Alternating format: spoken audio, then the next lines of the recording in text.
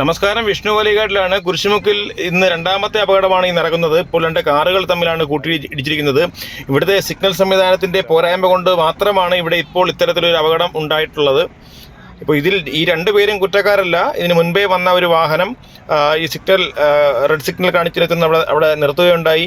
നിർത്തിയപ്പോൾ തൊട്ട് പുറകിൽ വന്ന വാഹനം അതിൻ്റെ ഇടിക്കാതിരിക്കാൻ വേണ്ടി ബ്രേക്ക് ചെയ്തു. അപ്പോൾ ആ സമയത്ത് തന്നെ ഈ പുറകിൽ കിടക്കുന്ന മാരുതി ബലേനോ വാഹനം അതിൻ്റെ പുറകിൽ ഇടിക്കുകയാണ് ഉണ്ടായത്. രണ്ട് വാഹനത്തിനും കേടുപാടുകൾ സംഭവിച്ചിട്ടുണ്ട്. ആളപായമല്ല. എന്തായാലും CCTV ദൃശ്യങ്ങളിലേക്ക് നമുക്കൊന്ന് പോകാം.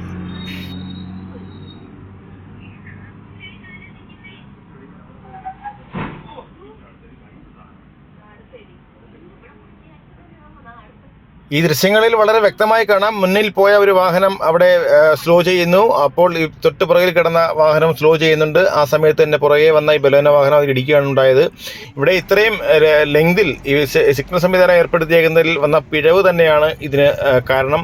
അതിൻ്റെ ടൈമിങ്ങും കാര്യങ്ങളും ഒക്കെ ഒന്ന് പുനഃക്രമീകരിച്ചാൽ ചിലപ്പോൾ ഇത്തരത്തിലുള്ള അപകടങ്ങൾ ഒഴിവാക്കാൻ സാധിക്കും.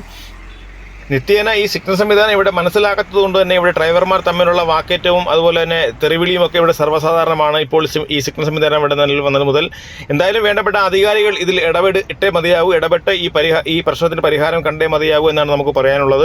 അഞ്ചൽ കുരിശുമുക്കിൽ നിന്നും ചാനൽ വിക്ക് വേണ്ടി റിപ്പോർട്ടർ വിഷ്ണു വലിയകാട്ടിൽ.